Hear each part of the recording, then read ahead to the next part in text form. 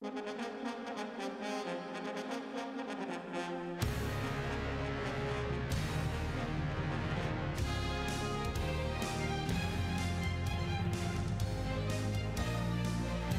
is a Prince George's County Public Schools news break. We have a check. She said, "Oh, I'm waiting for this money. I'm waiting. Here it is. Mary Dickerson, you got it." Uncle Sam played the role of Santa Claus recently in the Prince George's County Public Schools as stockings were stuffed with federal largesse for students, teachers, and administrators who had been anything but naughty. In fact, they were demonstrably nice. Merit pay, a Title I award, and a grant for college professors to teach credit-bearing college courses to high school seniors, all made for gifts that will last long beyond this Yuletide season. I'm very excited about the fact that here on December 2nd, we are going to be giving out $1.1 million in bonus payouts because of the work that each and every one of you have done to benefit the students in our county. It's not every day that the superintendent gets to hand out checks totaling $1.1 million, but that was Dr. Height's distinct pleasure at a glittering ceremony at the Camelot in Largo. 279 teachers and administrators from 12 schools earned bonuses averaging $4,300 to $5,700 as a part of a landmark voluntary pay-per-performance program started in 2008. For those educators who met the criteria set by the federal government, working in hard-to-staff positions in at-risk schools and showing evidence of improving student achievement, the money and the experience were sweet rewards. I'm excited by this initiative because it changed the way we talked professionally, teacher to teacher, administrator to teacher. It helped to move the school. The conversations were rich with instruction. So for that piece, I am very grateful. We weren't getting paid to do work that we already did. What we were doing was being recognized for the things that no one else saw, the planning that we do, the communicating with families that we do, and the professional development that we have and we use to grow. Most importantly, it has helped me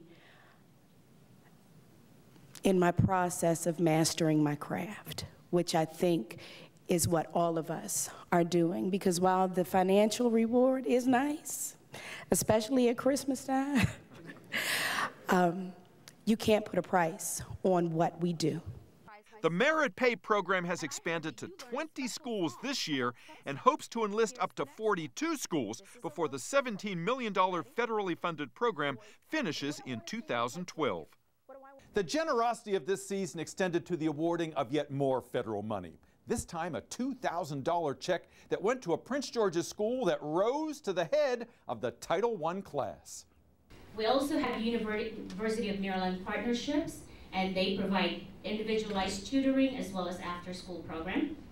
We have Oasis tutoring, and we also have, thank goodness, the Title I supplemental funding. Principal Jane Ennis of Adelphi Elementary School couldn't have been prouder, as the State Board of Education in Baltimore honored her school as the best of the state's 359 Title I schools, schools that serve primarily disadvantaged children, at reducing the achievement gap among subgroups of students. I feel honored. I think it's a great honor to have this kind of award, and you know what? I feel more pressure, really, because now we have to continue to work hard and to really meet the needs of all of our students. I think that Dr. Ennis and her staff at Adelphi have shown once again that because of the efforts of staff members and because of the efforts of dedicated employees, that students, even in conditions of poverty, can really achieve at high levels. Achieving at high levels may have reached its zenith here at Largo and 3 other high schools as federal money in the form of a National Science Foundation grant is funding a dual enrollment program. Students are taking credit-bearing courses taught by college professors while still in high school. This particular program is getting the students some college credit, so that's one of the greatest benefits.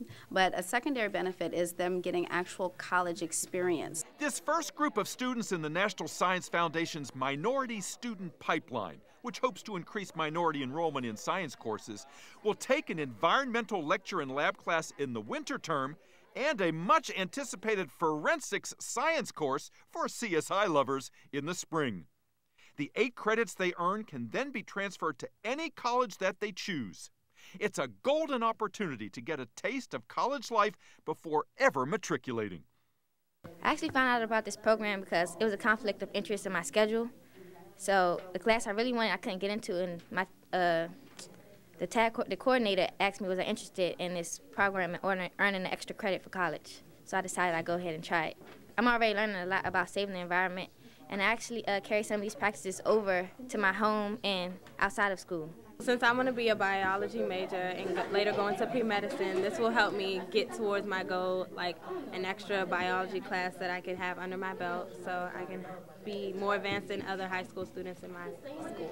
Congratulations to all the students and educators for their winning ways, and thanks to the federal government for encouraging good scholarship and for showing us the money.